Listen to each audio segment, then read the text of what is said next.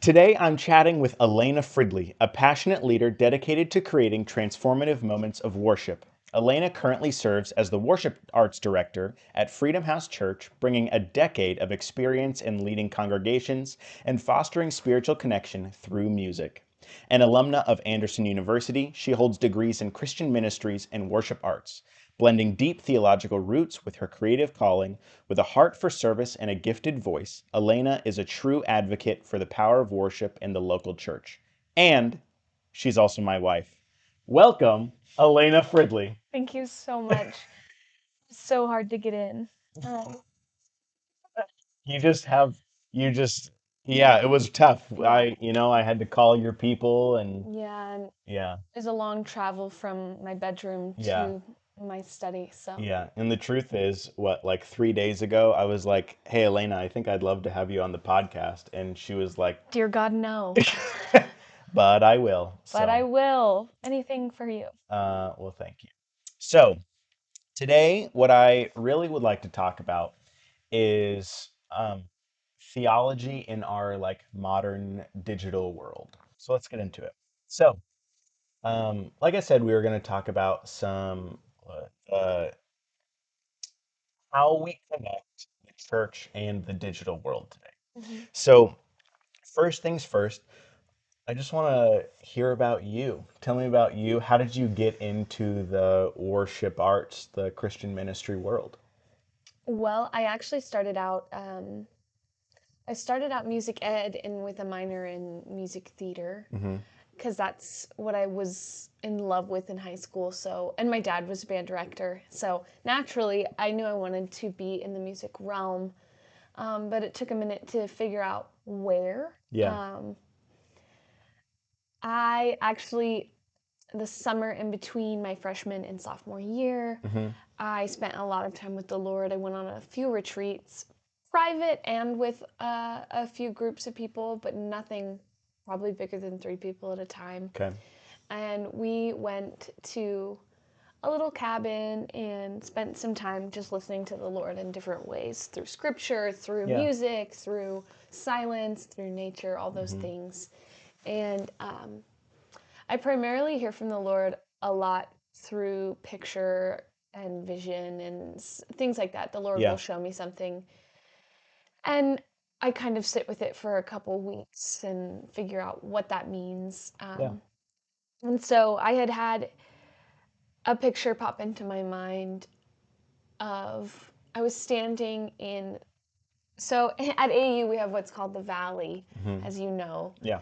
and I saw myself the music buildings on one end of the valley, and then the School of Theology is actually on like in the middle of the valley, Hmm. and I saw myself standing at the doorway of the music department. Um, and it sounds so strange. There's only one way to really describe it, but it is kind of a funny image. Um, I saw this large hand coming out of the School of Theology Hmm. building, almost like inviting me Yeah. to cross the valley. Hmm. And so I took that as the Lord inviting me into a different season and into a Yeah. different major at that Okay. time. But really, truly, that is what I look back as like the moment that I felt the calling of ministry. Yeah. And I had my best friend Rachel was also in was also in music education with me at that time, and Yeah. so I called her on a Wednesday. I left her a voicemail and I said, "Hey, I've got to talk to you about something," because I didn't want her to feel like I was leaving her behind in the Yeah. music ed world. Yeah. And as a 19-year-old, you're very concerned about like, I don't want to leave my friends Yeah.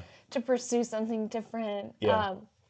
But I called her and left a message and said, "I'd love to talk to you and tell you something. When Hmm. can we chat?" And she said, "I'm actually." The timeline is very important because she said, "I'm actually at a youth conference. Hmm.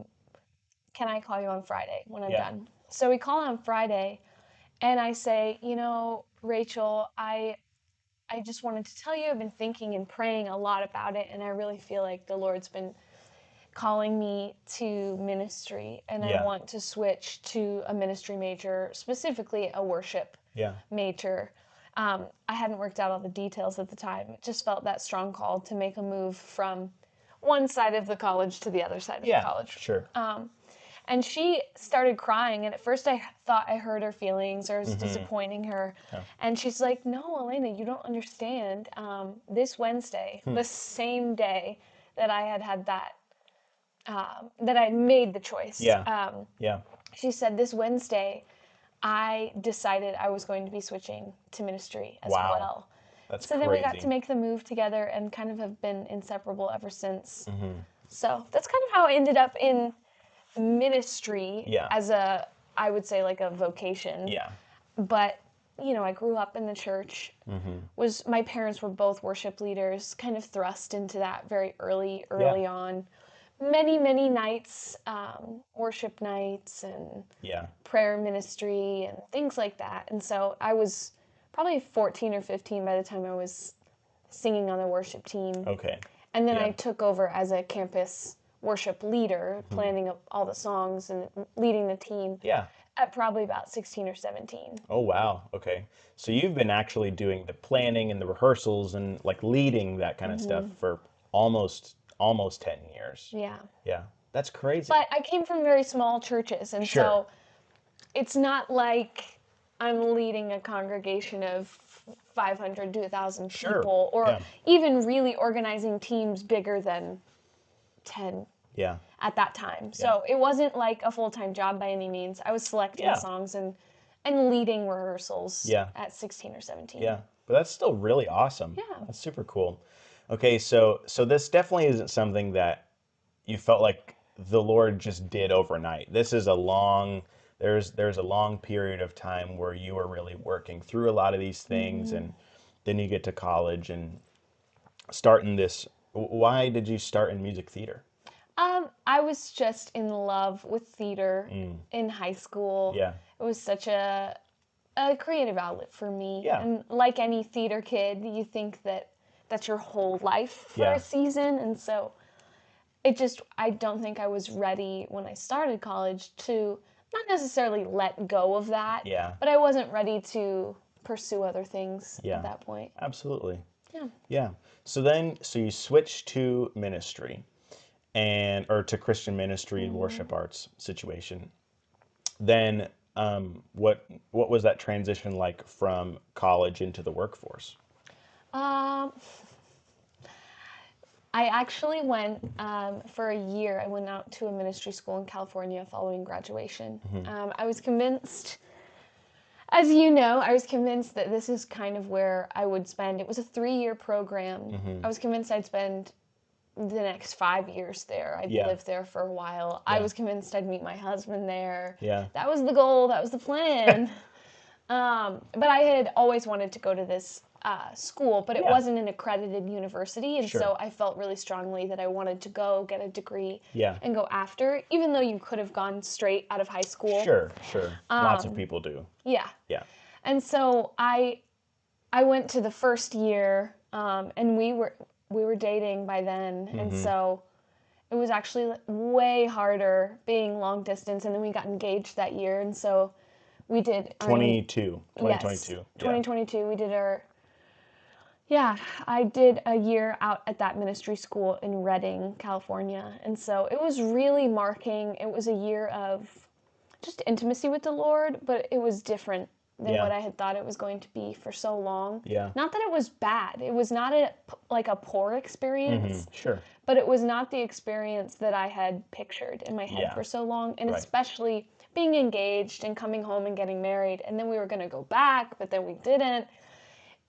It really felt like the Lord closed a lot of doors to bring me home. And we had to make the choice of, do we want to keep pushing through closed doors?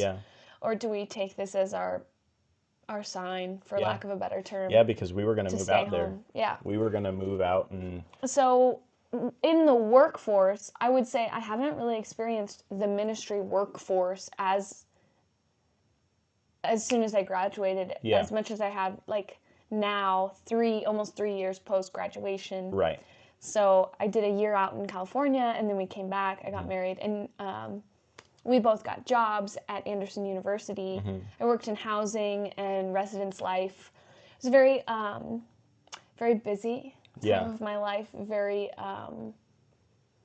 hard time. Yeah. Wrestling like your first few years of marriage with living in a space where there's not a whole lot of privacy. Yeah. But honestly doing a lot of like, because we were living in one of the residence halls. Yeah. Yeah.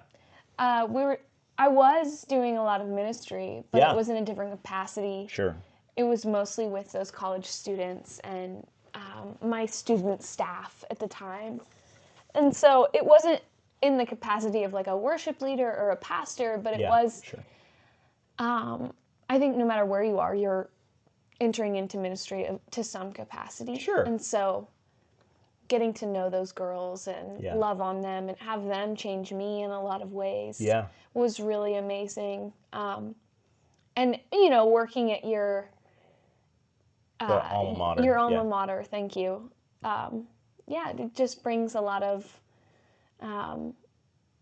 new perspectives on the place that you once were as a student. Even though I was only a year removed when I started working there. Sure. You do just look at things differently as a staff member versus a student, and just knowing more and more about behind the curtain. And not that everything behind the curtain was negative. That's not what I mean to imply. It's just different, and so you have to look at things differently. And so now that I've left AU in, what was that, May of 2025? Yeah. I started out as a worship director, worship arts, creative arts, whatever you want to call it. I fall under that realm, our creative teams and our worship teams. And so that I have only really been in ministry in a career sense for 6 months now. Sure. And it's been very hard. Obviously, my church has gone through a lot of transition in that season. We're moving buildings. We're moving to a set up, tear down location rather than an owned building. And so there's obviously so much transition and so much change going on in the life of the church when it's been my first 6 months there. So it's hard to get my footing and feel like I know what I'm doing, to be honest, because there's so much change.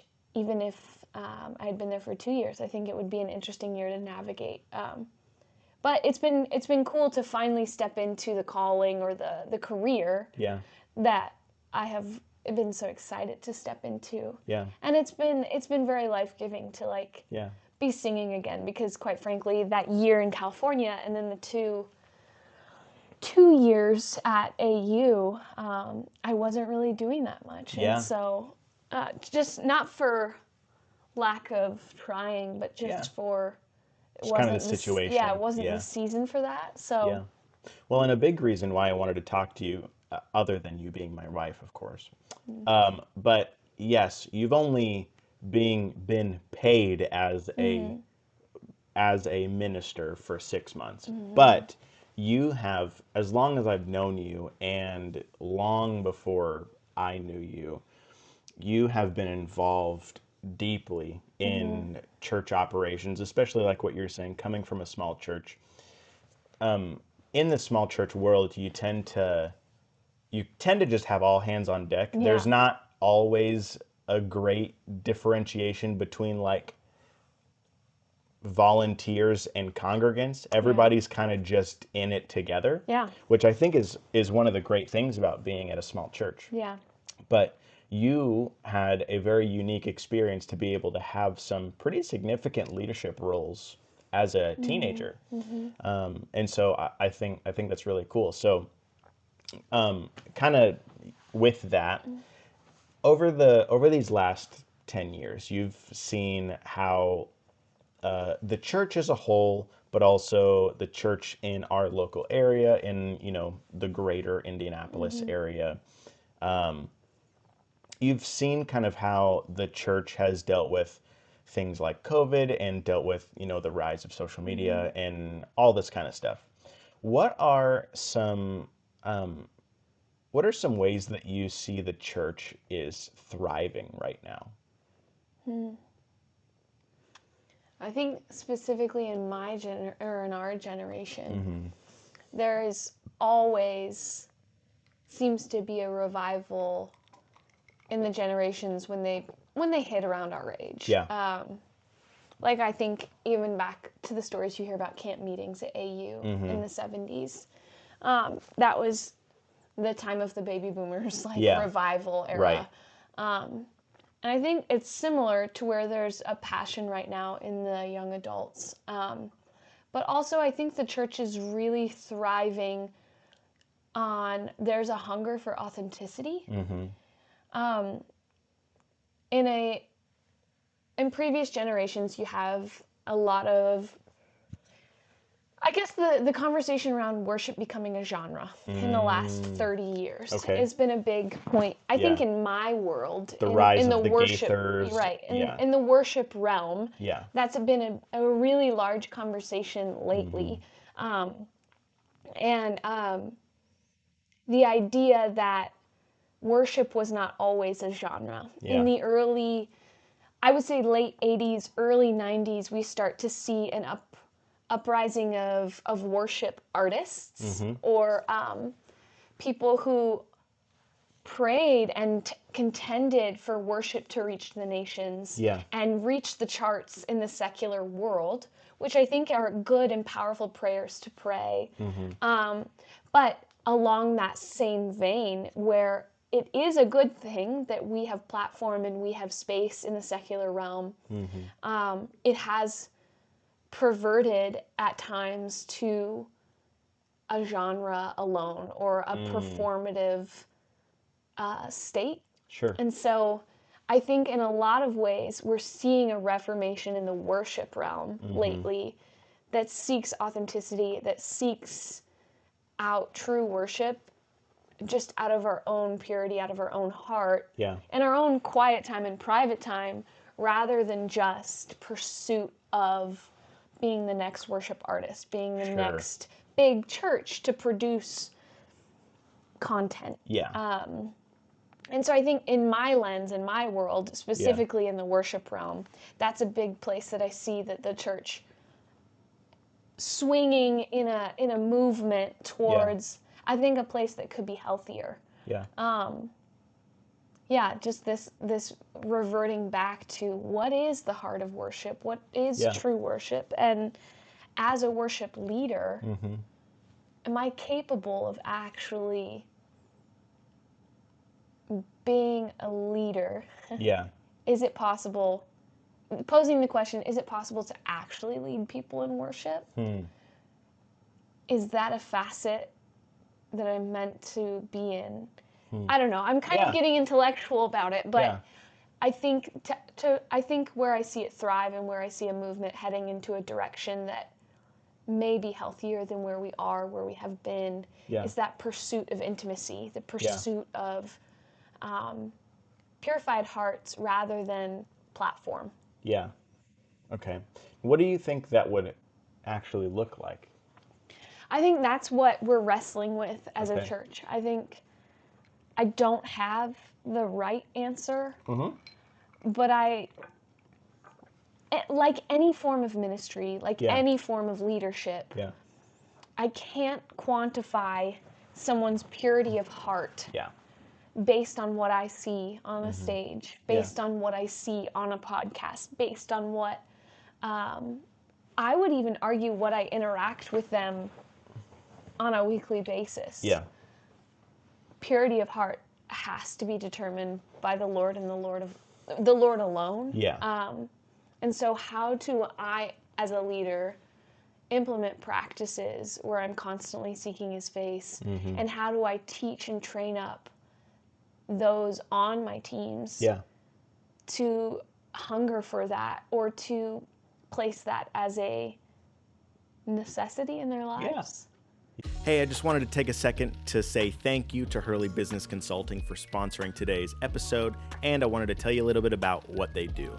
You ever wish that you were more organized and had systems in place that resulted in more appointments and closed deals? I gotta tell you, I've used their sales momentum system, and it has helped me dramatically to gain some consistency and develop the routines in my business that I gotta do every week. Using the sales momentum system, you'll land more of those meetings with your ideal customers and close more of those deals. This is a repeatable system that has been proven to work for even the worst procrastinators and excuse makers, me. Sign up for a free 30-minute consult by visiting hurleybusinessconsulting.com, or you can give them a call at 317-490-2644. Again, thanks so much, Hurley Business Consulting, for sponsoring this video. Let's get back into the episode. Yeah. No, that makes a lot of sense. I think I agree with you in that over the last, that there's a lot of things about worship in the church that have become commercialized in a lot of ways. And so it's hard because there are good things that come with that. You have a lot more talent that comes out of that, and like there's a lot of really good worship stuff that has come from that. And I think it also can create this sense of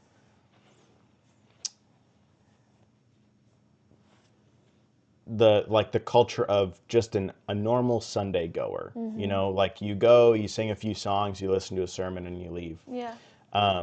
And what's really hard about that is like Christ wants to change our lives 7 days out of the week, not just one. Yeah. And so how do you see worship shifting in culture, but also how would you like to see worship shift in your context to maybe be more focused on that heart posture?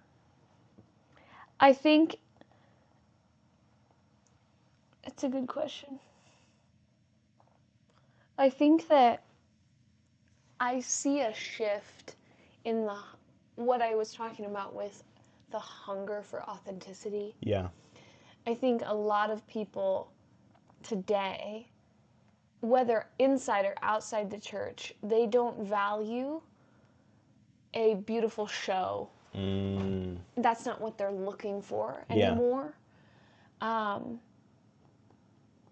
I think I would like to see how the church responds to that. Yeah. But I'm not quite sure what that means for even how we go about shifting culture. Because I also don't think it's helpful to throw out everything we've done leading up to this point out of authenticity or out of like desire for authenticity. Yeah.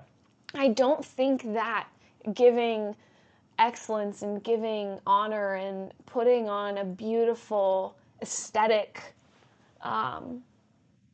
show, for lack of a better term, is innately bad or evil or against the movement of authenticity. Yeah. The problem becomes when that is the sole purpose. Right. Yeah. But I don't think to reach authenticity, we strip everything away and only use a guitar. I mean, I think back to Davidic temple worship, right?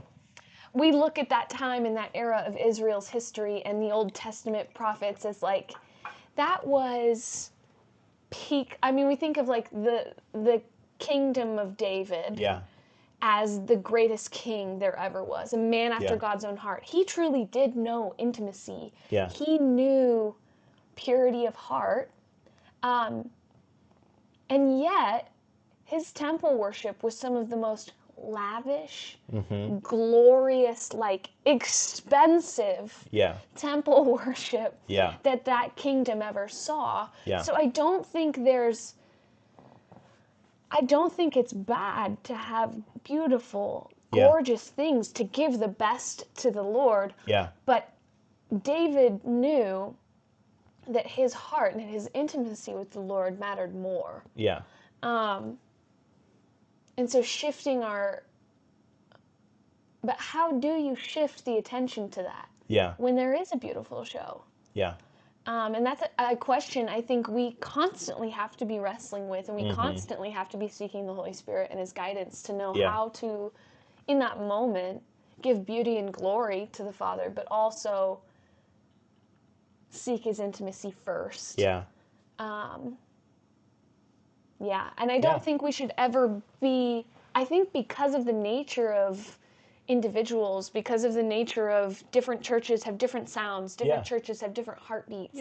I think it would be actually we would be worse off if I gave a formula. Yeah, If we sure. said, here's the formula to keeping intimacy at Yeah, the front yeah, and performance at the back. yeah. It's very much an inward, like a congregation specific Yeah. situation. However, I think it has to be a constant conversation in your leadership teams. It has to be a constant Right. conversation, even in my own Yeah, private seeking yeah. with the Well, Lord. because the church is always evolving. Our individual, like Yeah. our congregations are evolving. The church as a whole is evolving. Like Mm-hmm. if we really believe that the Holy Spirit is a living, breathing being and he's moving Yeah. constantly, things are going to constantly be changing. And every time you bring in a new person or somebody leaves, Mm-hmm. it changes the dynamic of the congregation, even if by a little bit. Yeah. So I am also wondering, it's very common to see churches post worship Yeah. content on social media. What do you think is the value of publishing worship content on the internet, and how do you view that changing in the future? I think I have some mixed feelings, and so this is where things could get uncomfortable. It'll be fine. It's not gonna get uncomfortable. Okay. We'll be all right. I think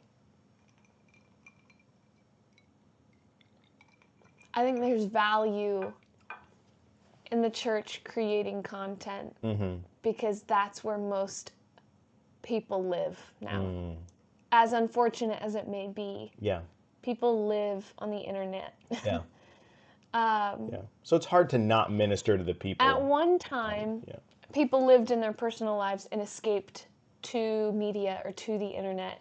Now, I feel like there's been a shift to where people now escape to nature and escape to their personal lives to escape media Yeah. and to escape the internet. Yeah.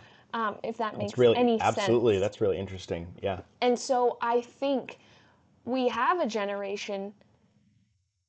I wouldn't even say we have a generation. We have a nation, a people Yeah. that live and breathe in these streaming platforms and Yeah. these different, and these different Yeah. worlds online. And so, why would we not enter into that world to bring a moment of light, a Yeah. moment of joy? Yeah. And I have had experiences with content from churches, content from, people just attempting to do ministry online. Sure. You have these moments where it does stop you in your tracks and you do feel the presence of the Lord. And it takes you out of the regular algorithm for a moment Yeah. and makes you pause. I have experienced that. Yeah. But I also have experienced and thought, oh, what a oversaturation Yeah. that you become numb to it. Yeah. And so here's where I'm not the social media expert. Yeah. I don't think I know the key to what is content for content's sake. Sure. And building your numbers and viewership and Yeah. how to get more people Yeah. versus what is genuine evangelism. Yeah. What is genuine, Yeah. I wish to reach the lost, and the lost are in this app. So how do I speak to them? How Yeah. do I take a moment where they can encounter? You can turn it off. It's fine. How do I take a moment Yeah. and encounter them where they're at? Yeah. And so I see a lot of churches. I think honestly, the fault of a lot of churches Yeah. is that they fall into this like social media becomes a place for announcements. Yeah. And so their whole page is just, flyers. Yeah. I'd like to see more content from churches that actually brings pause, that brings peace, Yeah. that their page, because quite frankly, even I've done this myself, where when I'm thinking about attending a church, when I'm thinking about going to an event, first place I'm gonna go Yeah. is a Facebook or an Instagram or a Yeah. website. Yeah. Most likely for me, I think my age, I'm Yeah, going to go to their Instagram. sure. I'm going Yeah, to that's look something we're at, native to. yes, We're used to going anytime we want to learn about somebody or something, we yeah. would look them up on the internet, find their website, or look them up on an Quite Instagram. frankly, I've spent a lot of time, even more so than I think on churches' Instagrams. I've spent more time on their like wherever they stream their sermons. I'm Mm, scrubbing through okay.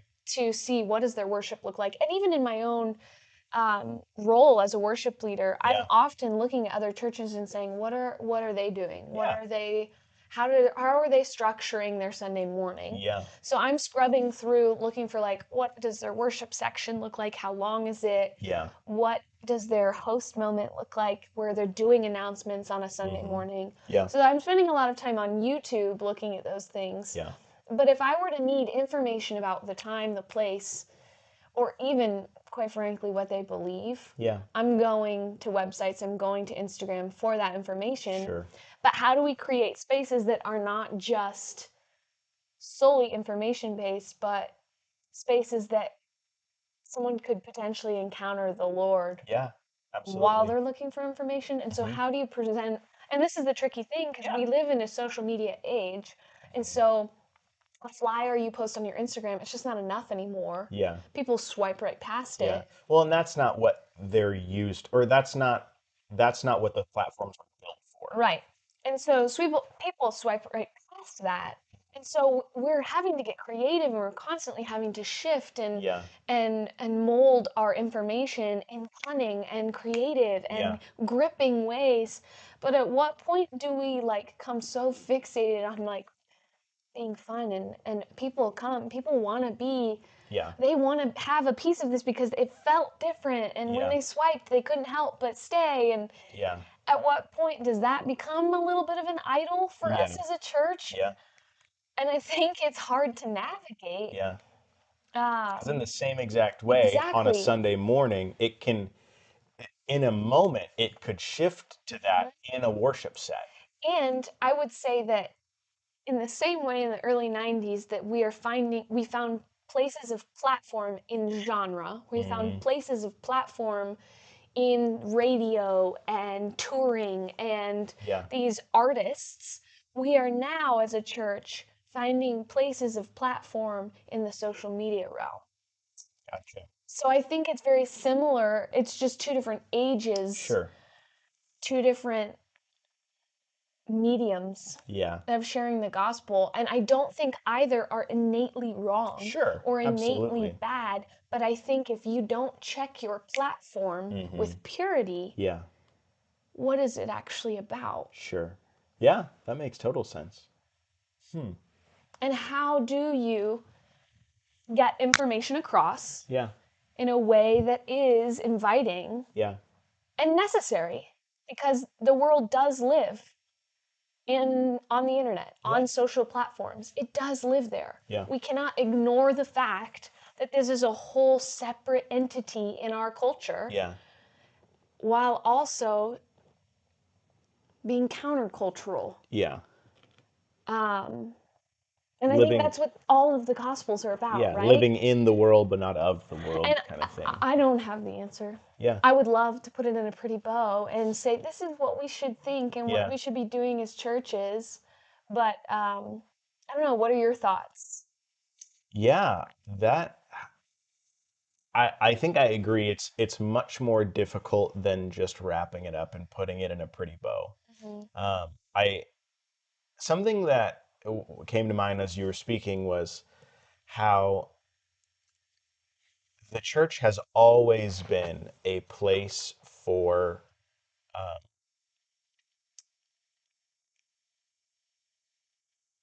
a place for people to go to be accepted and to be loved. That's And the goal, at least. that's the goal at least. And I will say I do think a lot of churches Yeah, do that well. yeah, There are some that don't, and I yeah. think that's when you start to get into the really negative, nasty media Hmm. that you see online about the church. Yeah. Um, but I do think that I think at least from what I have seen, there are a lot of voices online that want that that want to know how to provide that deep care that Mm-hmm. the church is able to provide. And there are aspects that can be taken from that, but at the end of the day, if Jesus is not in the center, I think that like that's what they're missing out on ultimately. Um, and it's just so interesting. So I'm like what I'm thinking about is if the church is still a place, again, people have lots of opinions, and not every church is comforting and welcoming Mm-hmm. and a peaceful place to participate in. But if as a whole that is the goal of the church to, to be the hands and feet of Jesus, to show love to everybody who we encounter, Yeah. um, what are some ways that you have seen online that maybe churches or Christian individuals or, voices in the digital space? What are some ways that you have seen people do that well? Mm. I think we, at least in my circles, Mm-hmm. I don't know if I have yet to see it done well in a social media platform Mm-hmm. necessarily, Yeah. but I think in terms of long form content, we've done really well as a church. Yeah. Big C Um, church is what you're saying. Like yes, big C church, the yeah. all encompassing Yeah. church. I do think that like we're in the age of podcasts. Like Yeah. look at where we are right now. Yeah. There is an interest to sit down and listen to a debate Yeah. and listen to someone break down theology. Yeah. Sure. I think that there are lots of places and spaces that I have seen done it really, really well. Yeah. Um, and still valuing scripture Yeah. alongside their own thoughts and ideas. Mm-hmm. Because I think that's important. I don't think we can only fill ourselves with Yeah. other people's theological ideas or um, even just like other people's theology, Yeah. period. You have to seek the word out yourself. You have to make sure Yeah. that it's rooted in scripture. Um, but I do think the places where I have spoken to maybe friends who are seeking the Lord, Yeah. and it has really impacted them in the media spheres, are those moments where their algorithm will send them a moment of pause Mm. or a word of encouragement. Yeah. So maybe not even so much because like the thing that I always see is either a worship set or a sermon clip. Yeah. Those are like the two, and they're always from huge, Yeah. huge churches. But I would even say I have experienced some really cool moments from people I know Yeah. posting just something that the Lord encouraged them with Yeah. that day. Yeah. I've I been love reading this that. scripture. This really blessed me. And Yeah. this is what the Lord's working in my life. And I just wanted to share in case it's for anyone else. Yeah. I love that. Yeah. I think it's sometimes more effective Mm-hmm. than just viewing a worship set from the outside in Yeah. Absolutely. because it invites someone else to pause and reflect in that moment, or Yeah. it makes them stop for a second. And as much as silly as this sounds, the thought is, oh, the algorithm somehow brought this to me. Somehow it knew I needed to hear this. I hear Yeah. that a lot, Yeah. which we don't have to get into the theological implications of that. Um, Yeah. but there is this thought that people Yeah. have that, like, the Lord will speak to them Mhm. through their algorithm, which is Absolutely. just really interesting because, like, we create our own algorithms. Right. But I'm not going to deny that, like, the Lord can speak through Yeah. strange Yeah. things. Yeah. If the Lord can part the waters to Yeah. lead over 1 million people through a river, Yes. why could he not bring something that I need to see? Right. Now, I think we also need to step into maturity and test those things and Sure. step into maturity and Absolutely. know that, like, Yeah. not everything the algorithm feeds me is for me. Right. However, I Yeah. have seen it done well Yeah. And even Not if it's necessarily from a church's Yeah, Instagram, sure. but maybe more from personal Yeah. platforms. From Christians, though. yeah, Yeah. from Christians. Yeah. And I also think that's a huge theological conversation that we could Yeah. get into. We don't have time to. Does the Lord but speak through our algorithm? well, but the whole idea that like God God's hand doesn't physically have to be moving things in place for it to be God's will. Right. You know what I mean? Like God can do good things can happen and they are from God, but it doesn't necessarily mean that like he is like Does it? or does it. Is it simple? Is it taking too much away? Yeah. I don't know. We're getting Yeah. into the weeds of Yeah. things. However, But like all good things come from the Lord. yes. Right. So Is the idea. I Yeah. think it's an interesting concept that I've even heard. I had a friend who was very earnestly seeking after the Lord, but Yeah. didn't know if the church was the place for her. Didn't Yeah. know if she could feel comfortable and safe Yeah. in that setting, but would often send me reels and say, "This brought me to tears. What do you think of this?" Yeah. And it was these moments of people using their Instagram platform, using Yeah. their TikTok platform, whatever it is, to say, "Hey, hold on, I really believe you're here for a purpose. Yeah. Let me share something with you. Yeah. I was reading this scripture, and maybe this is for you too."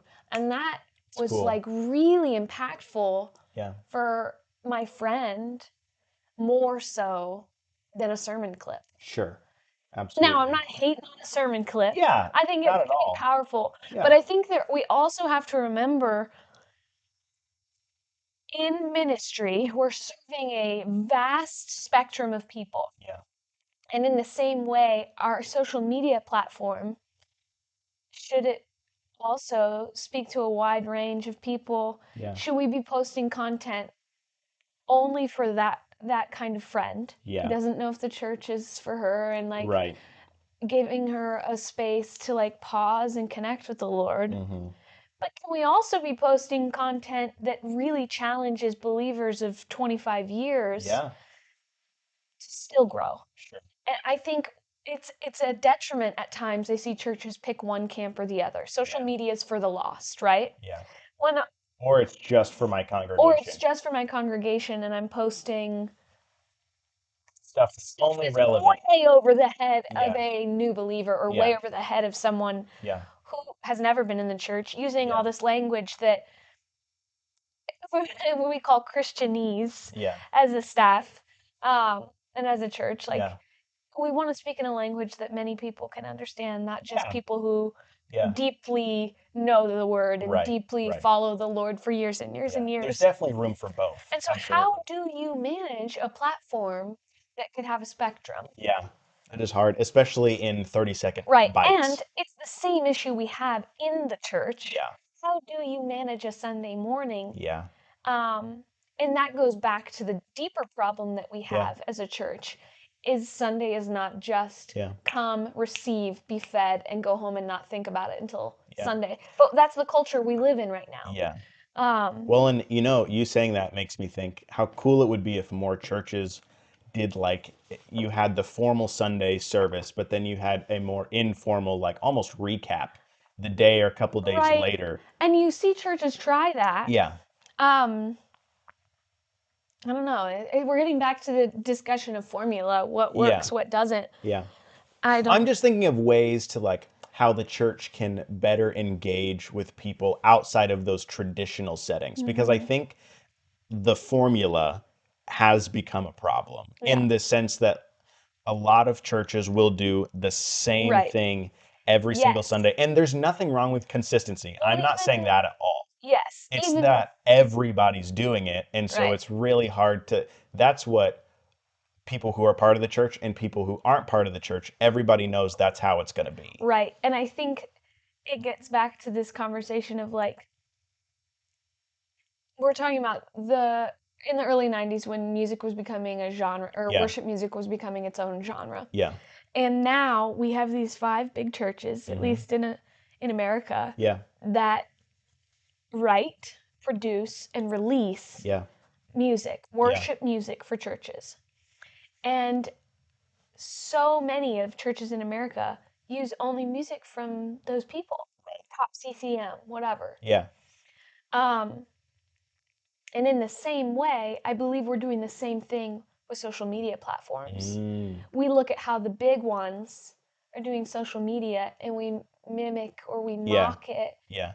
because that's what works for them, Yeah. because they have 50K followers or 100,000 or whatever. Yeah. They got 1 million views. We need to do what they're doing. Yeah. Because that'll get us 1 million views. Right. Yeah, but also their audience is like their congregation is dramatically larger than most places. And yeah.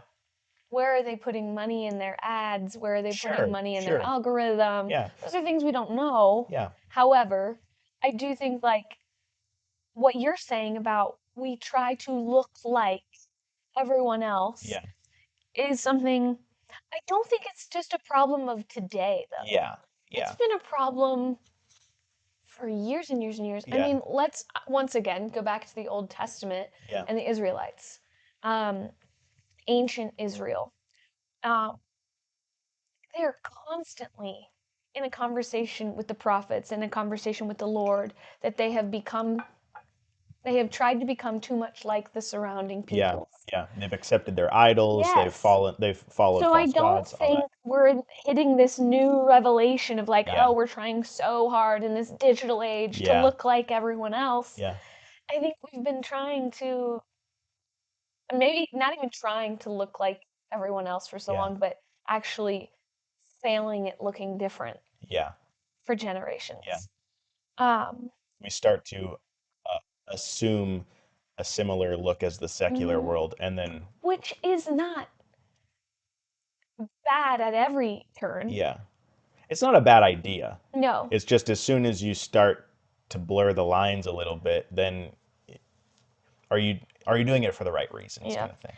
So anyway, Yeah. that's my soapbox. No, I it's guess. Great. Thank you. And we're running out of time, so I just had one more question for you. What's your favorite thing about your husband? Oh, I think I love our ability to sit and talk like this. Yeah. And I remember the first time, it wasn't even a date. We sat and we talked like this for 3 hours over coffee. Yeah. Just as friends. And that's where I began to see you differently. Yeah. And I think that's something that I've always loved about you and loved about us, is that we can go to this deep conversation about social media, or this deep conversation about worship, and it doesn't get boring. Yeah. Now, I have found that in marriage, he does just want to talk all the time. So be careful what you fall in love with, because that's right. It will stay the same. Because you might in marry every a talker. area. Who knows? You will want to have these deep conversations the second you wake up. All right. Yeah. Well, sweetheart, thank you so much for joining. Thank you. I love you. Again, this is Alaina Fridley, and we'll see you later. Bye. Catch you in the next one.